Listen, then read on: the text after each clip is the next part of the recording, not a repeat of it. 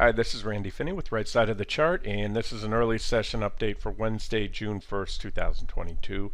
What I'll do here is an eclectic mix of the various things I'm watching and trading right now. So we're going to start out with a brief update on the equity markets. I want to do updates on crude oil and natural gas, hit on the metals real briefly, then silver, gold, as well as the euro and the US dollar. And time permitting, I want to cover the coal stocks. I'm seeing a lot of nice setups there. A couple subscribers asked me to mention those or cover those a couple weeks ago, and I did throw out some charts. And I think we're setting up for some really nice swing trading ops in that sector. Alright, so if I don't get to those, that may entail another video. Again, I'm trying to keep these, my goal, whether I hit it or not, is to keep these videos 20 minutes or less. So let's jump in here with the equity markets. T3 zone, hit. Recently, that's where we've been stalling out. It's a resistance level. And as such, so far we've had quite a reaction. You know, we hit the bottom of it there, and we've been just trading there. I still maintain T4, and I'm probably, you know what, I'm going to do it now. I'll just make it official. Call this T5 here, just so you have a target there, and that's a likely target, and that's 329.61 is where it's reading here. You have these, if you want to replicate it on your chart, you have three distinct reaction highs right there.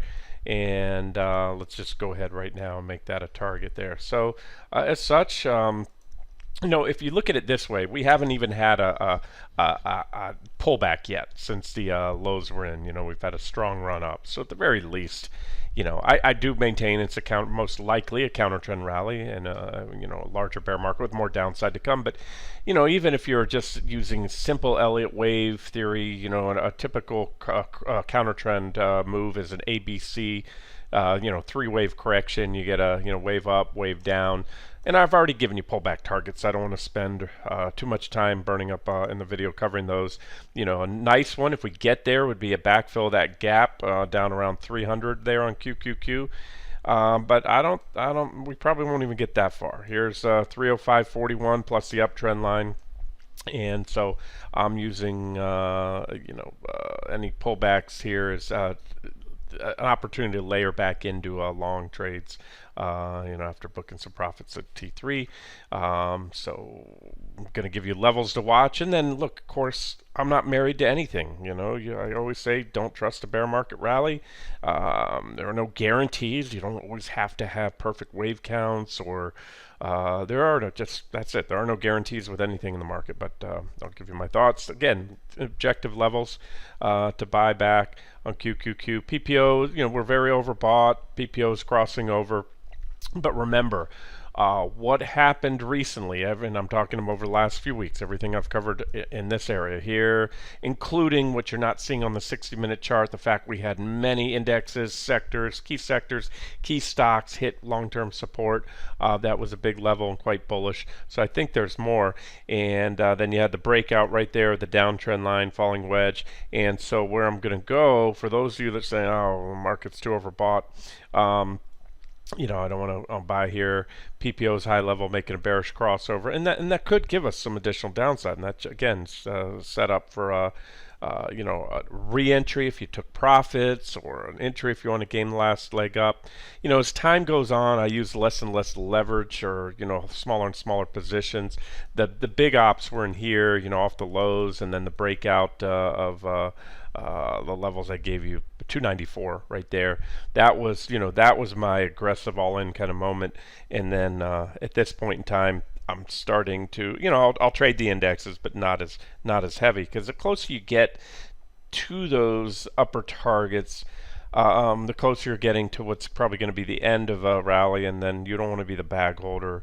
In other words, the risk reward is just not as attractive. And you get in these areas too, since we haven't had a correction, and then that's where you start to get that kind of chop. You get, you know, traders taking profits, others that want to step in and buy that missed the move, and it just I don't know. It's a little icky for me. I don't like to be in, you know, heavy positions when it's grinding around. I like clear, objective risk reward profile breakouts. You know, get the juice, the big move, and you know, if there's a good buying op, go in. So let me just say this. I guess I'm more of a kind of back to an active trader mode at this point in time, and I'll trade, bounce the Qs and even RTY, which I told you lately I've favored NQ at this point, and I'm going to get to that in a second as to why, but I think there's a buying up right now on RTY. I'm going to get to that, or IWM as well, small cap futures, or the ETF. So that's it. We got to take out T3, and whether we pull back or not, I still think we'll get it right up to T4 and quite possibly T5 on QQQ. To quantify it for you, that would be up to T4 is about another 3.3%, up to T5 if that is hit 7.6. If we backfill the gap, and again I'm holding measuring from where we're at right now, about 2% downside. So if you look at it that way, if you just threw a dart right now and bought the Qs, and there are no guarantees, but you could have a stop under that gap. So you have a 2% downside to about 7% upside if T5's hit. That's better than a 3-to-1 RR right there. And again, I become less and less bullish the higher and higher we go, the more we get away from those lows, if that makes any sense. But I don't think it's time to reload back. It could be. Because look, we hit T3. We don't always hit the targets. It's a counter trend rally. So what that means is, when you take measured targets and projections and the fact that we had these bullish divergence on the 60-minute daily charts and bounces off key support, remember, they're going to be a lot less than they would be in a bull market. So you tend to fall shy of measured targets and other things like that. But all right. Anyways, with that being said, I still favor more upside and still in buy the dip mode, and don't believe it's time to if you have swing trades, 401k type stuff, or just your trend swing trader, not doing these active trades, I think there's more upside in the coming days to weeks here. That's my thoughts. So if it changes, I'll let you know. QQQ weekly chart. See, we're still okay here. We just broke out on the weekly. Remember, put in a no, not a bullish engulfing here. Some things had some bullish engulfings, but we just broke out of the downtrend line, and again, I think we can bounce back at least at 318.58. Looking at the weekly, maybe even make a run at these 200-day moving averages. And if that changes, I'll let you know. This could just simply be a bear market rally that's run its course. If you want to look at it this way, you've got what could be a move down, i.e. a flagpole, followed by a a bear flag continuation pattern. If that pans out, the measure target would be the distance to the flagpole added to the highest part of the flag before it breaks down. It's going to bring you somewhere there. I just eyeballed that, put back my targets, and that's also going to take you roughly to my next targets there. So pivot and stay flexible. Those are my key words in this kind of environment. Is do not be married to any one scenario, any one positioning, because that can cause you a lot of pain in very short order. If you're on the wrong side of the tape, that is, long or short. All right, levels. I'm going to talk about the small caps real quick. Small caps on the daily chart, we ran into some resistance recently. That's why they're underperforming today. They're down. IWM's down 1%. You can see we had a nice. This is a daily chart here. We had distinct reaction low right there, reaction low there, and so I used that line. I had it as support back here. And so once we cracked, this was the more significant support, but you had these two reaction lows. So back here, that's why I told you we took that out. We back tested the 190-110 level, and we fell down. So that's a level. Here's what I think is happening, guys. I think this is the initial leg up here. We hit the lows right there, and that was a perfect tag on my 170 target on the weekly chart on IWM. Allowed you to cover shorts, go long, and the market, every other index retested lows. IWM made a higher low, but then kind of jetted off here. So you zoom in, again, we're on a daily chart. This has the makings to be a potential bull flag continuation pattern. You have an impulsive leg up right into resistance, followed by some flagging action on decreasing volume there. And if we can break out, that should take us up to that downtrend line right there on IWM. Otherwise, maybe that's the whole, counter trend bounce, and we're going to have another leg down. We'll only know in hindsight. So I always speak in probabilities, not possibilities, because anything's possible. But as of now, like I said, and so let me show you. So if we look at as far as you want to take a shot at small caps, again, a lot of the meat's been milked off the bone. If you reversed it on the 170 target, and got a 10.5% bounce into that resistance yesterday, there's nothing wrong, and you took profits, just that's it. Wait for the next setup. You don't have to always be in the market, always be trading. That's a nice, quick, couple weeks, 10% in your pocket. If you leverage it up, great. Even if you didn't leverage, that's still a great return. You annualize out a 10% bounce over, less than a month, and that comes out to well over 100 and something percent a year. All right, so that's it. So potential another move up. Let me show you why we could have why it is an objective entry here right now on IWM. Number one, it's that level right here I just added. It's not super big support here, but you have a distinct reaction low there and a distinct reaction high there. So you take that line, that's about right where we're at right now, give or take 182.50 or so. And then 60-minute chart, this is what it looks like. 183 is where I have that level here. Look. Reaction low. It's the same level. I just zoomed in on a 60-minute chart. And let me show you the futures right now. RTY. These are the Russell 2000 stock futures. This was a good level here. You have, again, a lot of reactions there. 1, 2, 3. And so that was a big level, and we're back testing it right now. So I like this. Personally, right before I started the video, because I haven't had RTO, I had it on the bounce, and then told you guys recently I was favoring pushing the NQs harder, and hadn't had any RTY for since last week, but just bought some back because this is, I think, where we're going to bounce right here.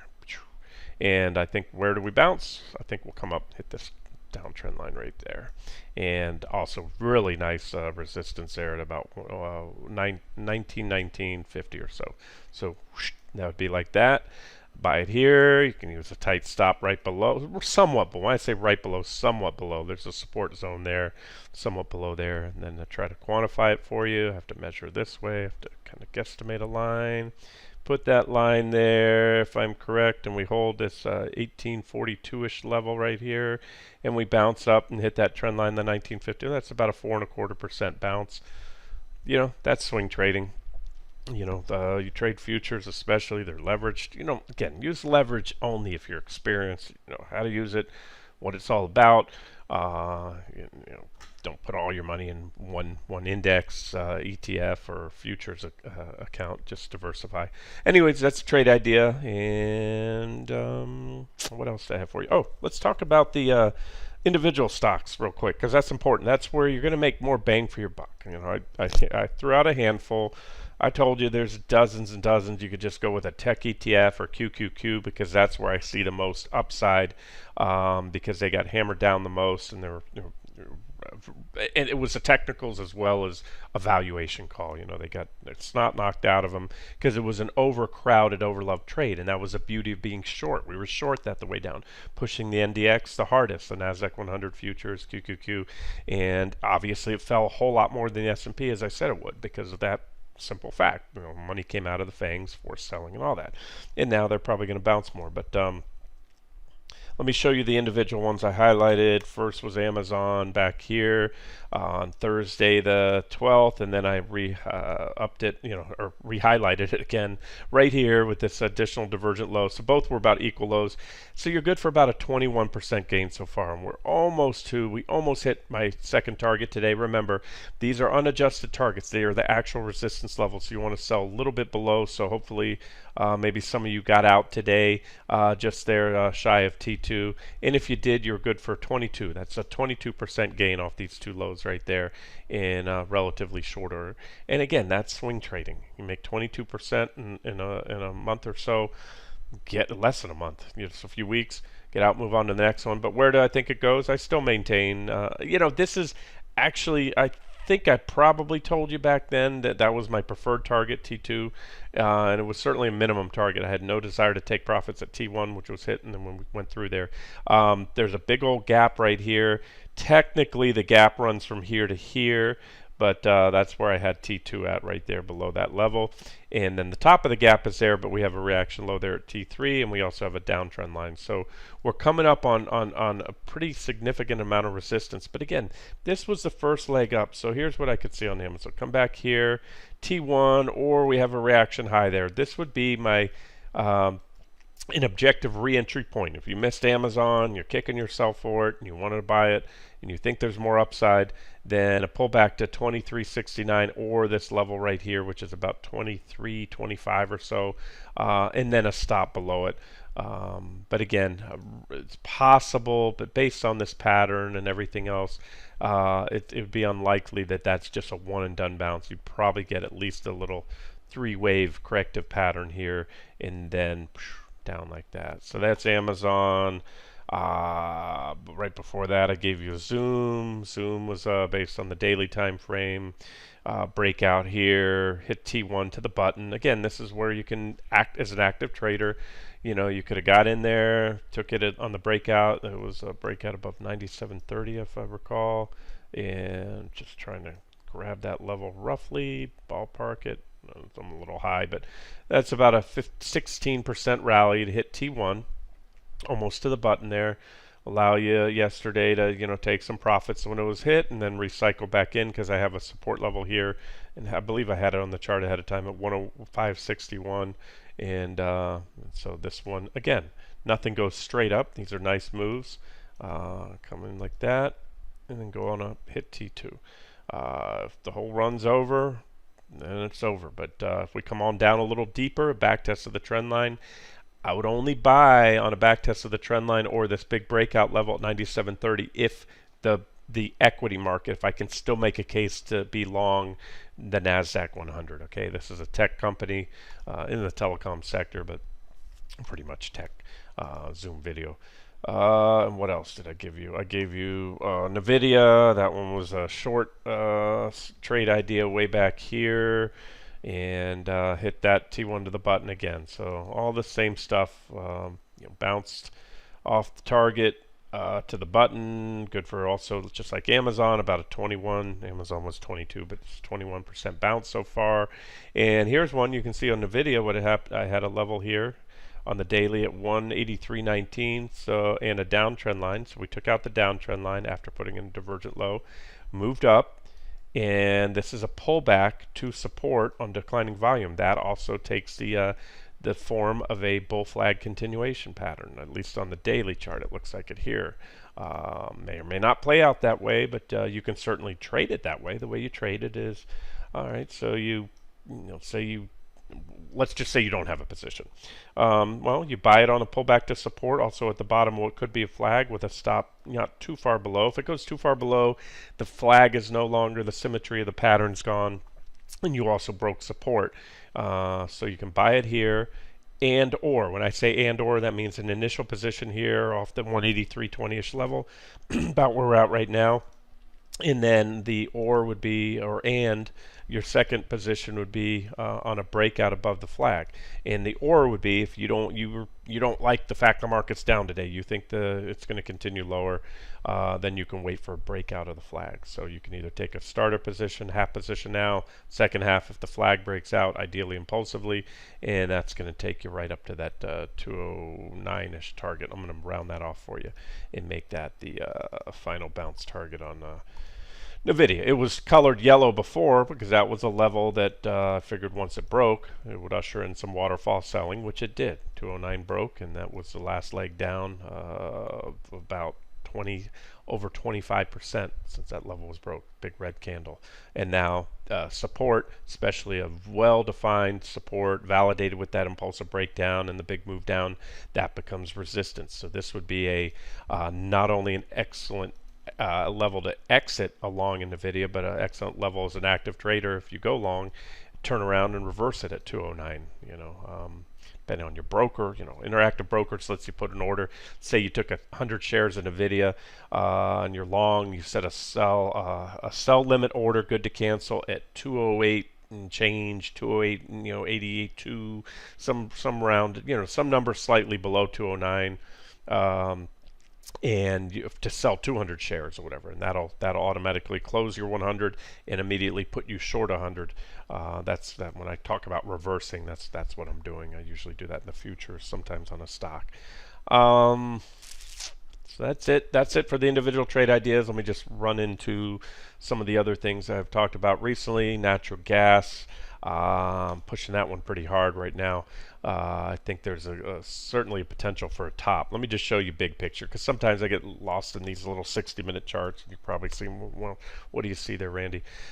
This is bigger picture, the daily chart, and I put one up of natural gas futures as well. This is just UNG. It does a pretty good job. It's an ETN that tracks. So you had DH1 pointed out at the time, breakdown there, meaning divergent high 1. DH2 just means an extension of that same divergence. So you had a big correction off the first divergent high of about 23.5%. You also took out this uptrend line, aka bearish rising wedge pattern right there on that breakdown, and you were backtesting, backtesting, backtesting. Finally, the problem with shorting a backtest is you can continue to backtest. So what I like to see is, and sometimes, don't get me wrong, sometimes I will short a back test, but all the better if you can short a back test that coincides with both the trend line and some kind of price resistance, which we didn't really have here. So it just kind of walked up, back testing, and then finally what I like to see, the rejection. That was our rejection candle, a big red candle off there, and then follow-up candles. So now at this point in time, based on the fact we had another even larger divergent high, I think that sets the stage for a drop of even bigger than the 23% drop. In fact, if we come down just to that same 22.54, which was the first target when we shorted it back here, if we hit that again, even from where we're at right now, forget about the highs, even from right now, that'd be about another 22% drop. And these are also potential targets here. So I see a lot of, again, I'm using the word potential. This is in an uptrend. Natural gas is in one of the strongest uptrends it's ever been in history because of what's going on in Ukraine and in Europe. But I don't trade off headlines. And if you do, if you want to say, well, how can you ignore such a bullish fundamental headline? Then ask yourself, how much of this let's see, how much of this 175% rally since the beginning of the year has priced into everything that's already transpired and will continue to transpire over in Europe. So, and also factor in seasonality and everything else. And then just at the end of the day, natural gas is, I always say, a trendy little sucker. It's usually either going up or going down. So if you catch the the uptrend, you're going to make a lot of money if you can hold it. It's volatile, and you're not going to catch a whole trend without using wide stops or being a nimble active trader. And that means jumping in and out, or kind of, that's where I jump down to the 60-minute charts to hone in on my entries and exits like this. I had this is a chart I gave you this morning. I had an uptrend line here. I had one here. I showed you this week or two ago.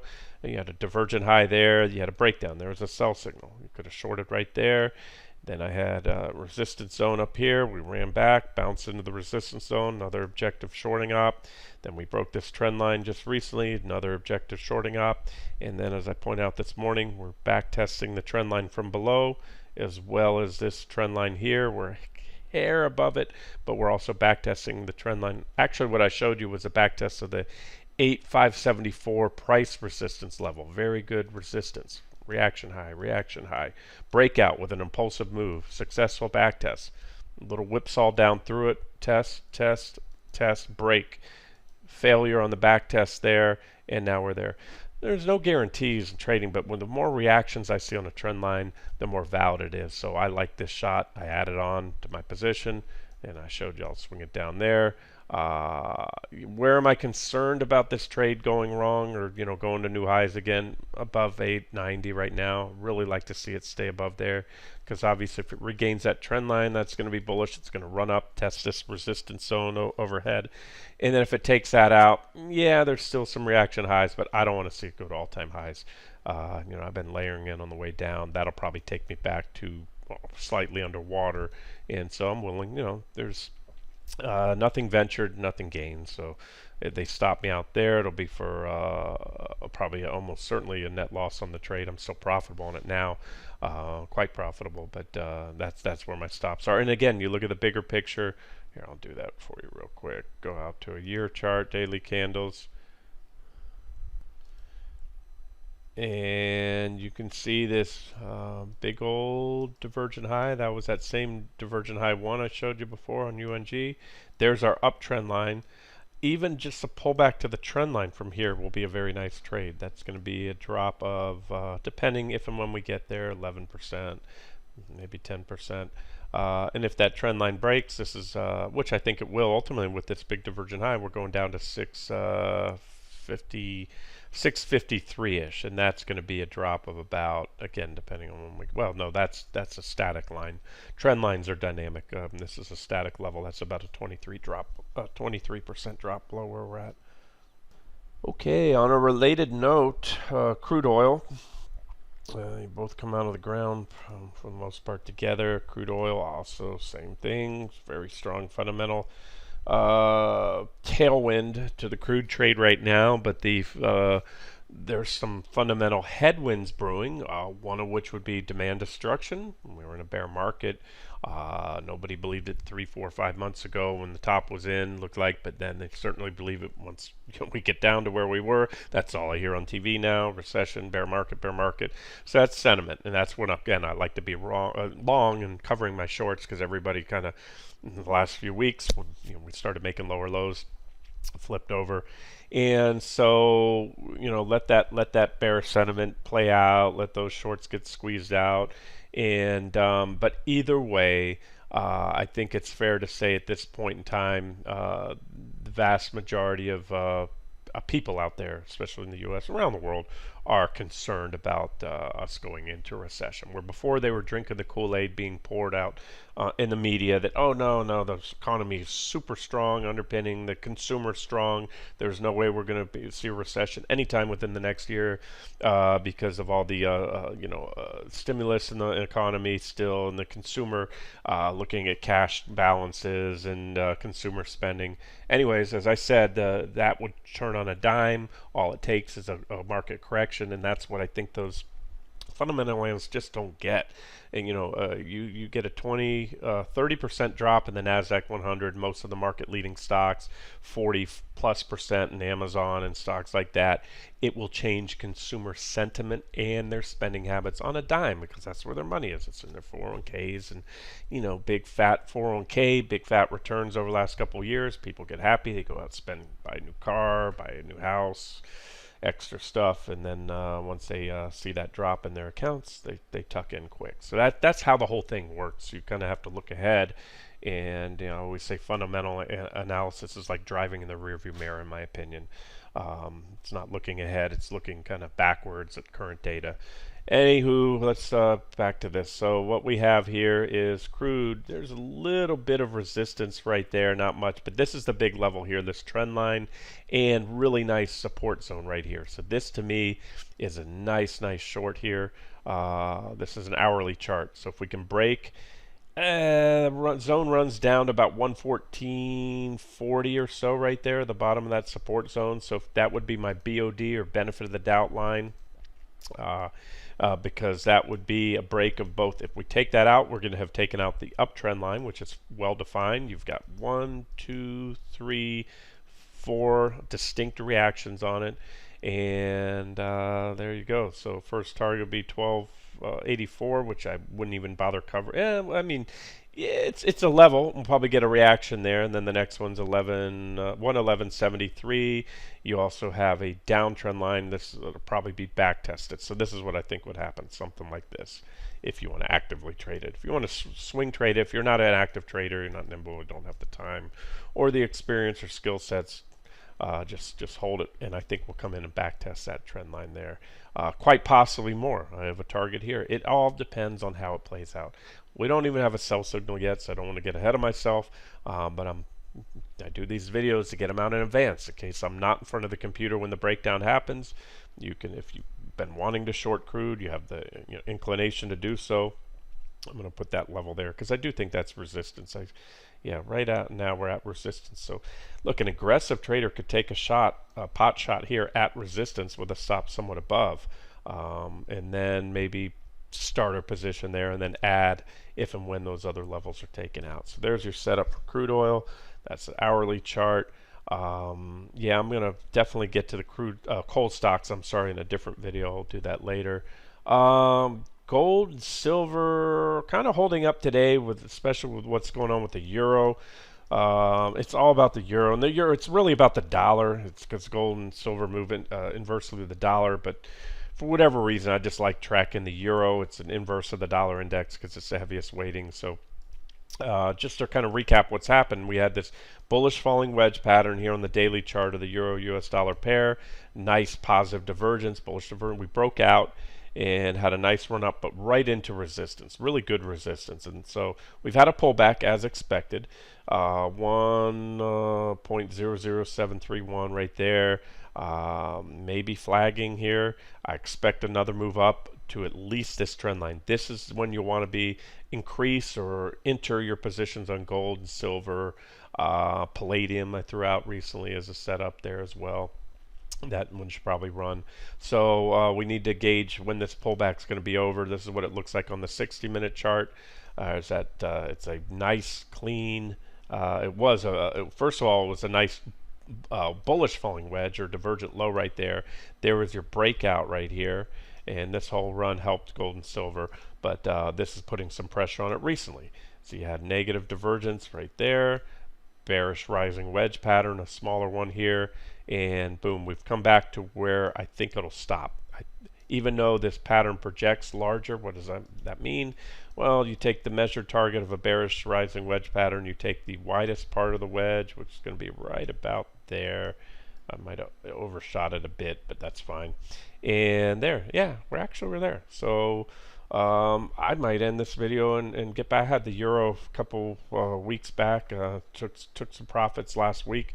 I might re-enter that because we're right now at the measured target and its support as well. So that's perfect. And then that should also then help out for gold and silver. So let's look at those two. Gold, we are on an hourly chart, 60-minute chart, downtrend line, divergences right there, aka positive or bullish divergence, breakout back test, been working its way up, ran into the 1871 resistance, and this is where the euro weakness was. Remember, the euro was strong here. Gold is going to be positively correlated to the euro because it's inversely correlated to the dollar. That's not a fixed relationship, but over time you can go back 100. Well, you can't go back 100 years, not with the euro, but in dollar.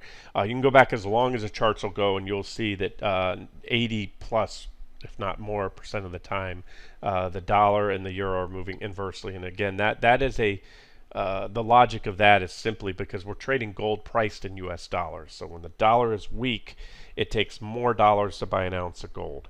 And when the dollar is strong, it takes fewer dollars to buy an ounce of gold. So that relationship is immutable. But what is the other variable is supply and demand. So there are times where the dollar can be falling, which is usually bullish for gold, but if there's a lot more people selling gold than buying, that can push the price down as well. But either way, gold's been holding up, and if you want to just strip away everything I just said because your head's spinning, look, we have a series of higher lows so far. We have a breakout. Nothing goes straight up forever. Here's our trend right now, and I think especially if the euro holds support, gold will continue to rally. Alright, so that's gold on the 60-minute chart, and I know a lot of you guys the guys and gals don't trade futures, so gold on the daily chart, or even the weekly. Weekly's really been the time frame for swing and trend traders, and nothing's changed for weeks now. I point out this symmetrical triangle back here a while back, many times. There was our breakout, ran up, ran in, put a really roughly equal high but a slightly higher divergent high. That was a catalyst for the correction. Then I said, back test of the triangle, which we got, as well as this uptrend line would provide an objective entry, and we hit it. So we need to hold above there. This is my level. I really don't want to see gold drop below 165 because it will have taken out the triangle and price support. So as long as it remains up there, I think that's bullish. But it would have been nicer to not see that big divergent high get put in there. So we'll see. I'm not crazy about gold right now, but I like it. It's a way to diversify. So based on what I just showed you in the euro, shorter term as well, it's more of a tactical trade right now. You can buy the euro at support, or you can buy gold or silver, and you usually get more bang for your buck on silver. Not always. Let me give you that chart real quick. Silver futures, SI.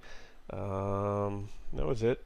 We had the downtrend line, 60-minute chart, just like gold. You had positive divergence. You had a breakout and a back test, just like gold. And just like gold, you've been moving higher. Not crazy that it violated that 2665 level right there, but the fact we recovered it is so far so good. Need to take out that high, and then we'll continue on up. These are my targets. And intermediate term swing target, I think, is up here about 24,351, which would, if hit, it's going to give you a rally of about 11% in silver. All right, last but not least, still, like the cryptos, gave you a buy signal on those the other day. Need to take out that recent high. This is GBTC Bitcoin Trust. That's that ETF type instrument there.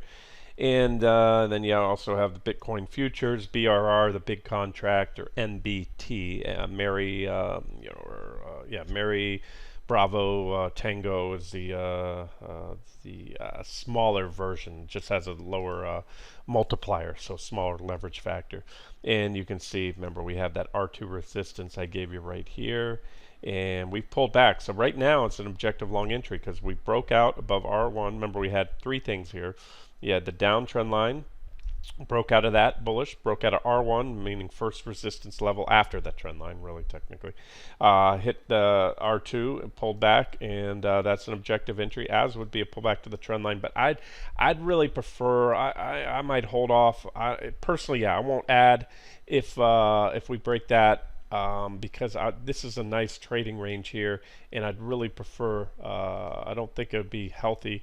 We could still backtest the trend line, we could still backtest into the bottom of the trading range, but I would prefer to see Bitcoin hold up here, the buyer step in at the top, backtest of this trading range, 37.20 or so, and then of course your next buy signal. So that's objective entry one, right where we're at now, testing, give or take that 37.20ish level.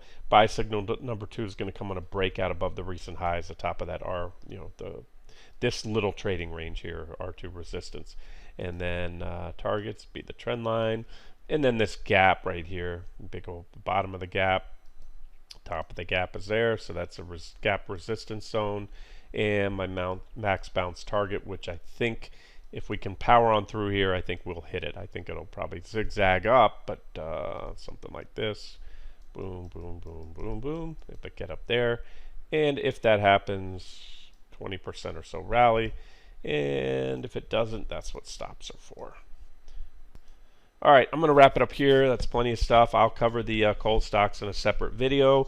But what you want to watch for there is I covered crude for you, as well as natural gas.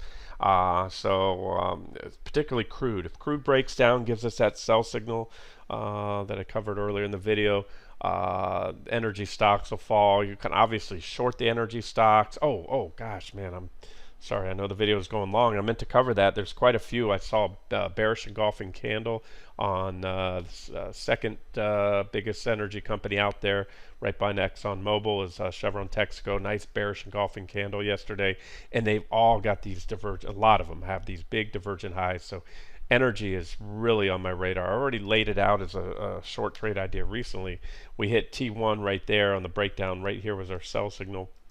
Hit T1, made a marginal but still divergent high, and so your next sell signal is going to come on a break of this trend line. There's your big bearish rising wedge, and you can see there that's what we need to do. Targets are still, well, you have multiple trend lines, but T2 is still down here, and so ultimately I think the energy stocks still come back down here to T3 zone. So if we could get a little more a little more additional bearish evidence, ExxonMobil, I want to see it break this trend line right here, this minor trend line, and if so, that should set a nice into motion a nice pullback.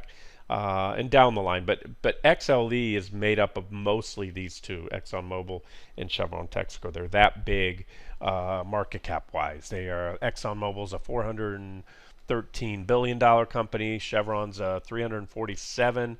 The next largest in this ETF, XLE, is EOG, and that's only an $80 billion company. So just like the way Apple and Facebook and Amazon and all those guys overweight the NASDAQ 100, same thing happens with XLE. So just know that. If you're trading XLE, technically you own a basket of about 20 different stocks. but you really only ExxonMobil and Chevron are going to determine where they go. So you just watch those two, and then of course you get more juice shorting the smaller ones like XES. This is an ETF for the oil and gas equipment and services. When the big energy rolls over, these guys fall a lot harder. So you get more meat on the bone if you short XES. You need to break that trend line there. Kind of got a little head and shoulders maybe going. I just noticed here. Look at this. Be your left shoulder. Oh no, let's do it this way. Left shoulder, head, right shoulder right there, neckline, boom. So nice setup for you in energy, and I will do another follow-up video highlighting again the coal stocks that stand out. But I just gave you if you want to jump in, if these things break down before I get to that, you want to short energy, XES, XOP, or you can buy DRIP, which is the inverse of XOP, 2-time leveraged DRIP. Energy, you got a bunch of them, ERZ or no, ERY. Maybe they got rid of that one. Nope, there it is, Energy Bear, ERY. All right, I got to stop the video. There's an infinite number of ways to short energy. Let me wrap it up here. This has been Randy Finney with Right Side of the Chart. Have a great day.